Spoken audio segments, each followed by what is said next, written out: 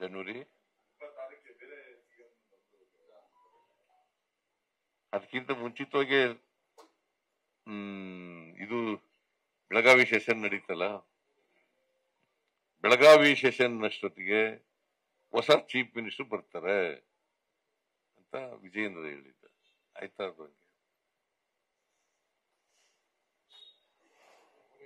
ಏನೋ ರಾಜಕೀಯವಾಗಿ ಏನೋ ಹೇಳ್ತಾರೆ. ಈಗ ಇಷ್ಟೆಲ್ಲ ಅಪಪ್ರಚಾರ ಮಾಡಿದ್ರು, ನಮ್ಮ ಮೇಲೆ ಭ್ರಷ್ಟಾಚಾರದ ಸುಳ್ಳುಗಳನ್ನೆಲ್ಲ ಹೇಳಿದ್ರು.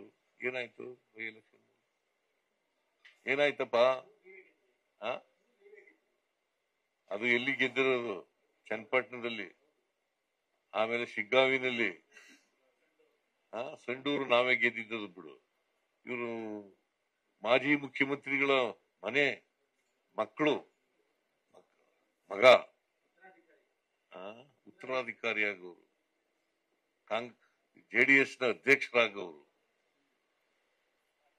ಮಾಜಿ ಮುಖ್ಯಮಂತ್ರಿ ಬಸವರಾಜ ಬೊಮ್ಮಾಯಿ ಅವ್ರ ಕಾನ್ಸ್ಟಿಟ್ಯೂನ್ಸಿ, ಅಲ್ಲಿ ಗೆದ್ದಿದೀವಲ್ಲ. ಅದು ಮೈನಾರಿಟಿ ಆಗಿ ಗೆದ್ದಿದೀವಿ.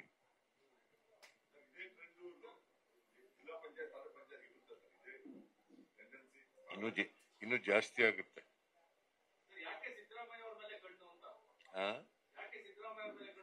ಸಿದ್ದರಾಮಯ್ಯನವ್ರು ಕಂಡ್ರೆ ಭಯ ಅವ್ರಿಗೆ.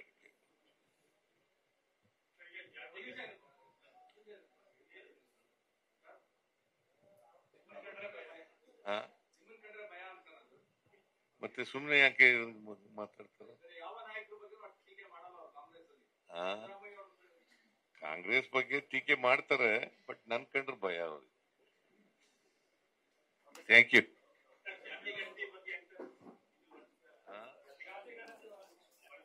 ಪಡಿಸ್ತೀವಿ.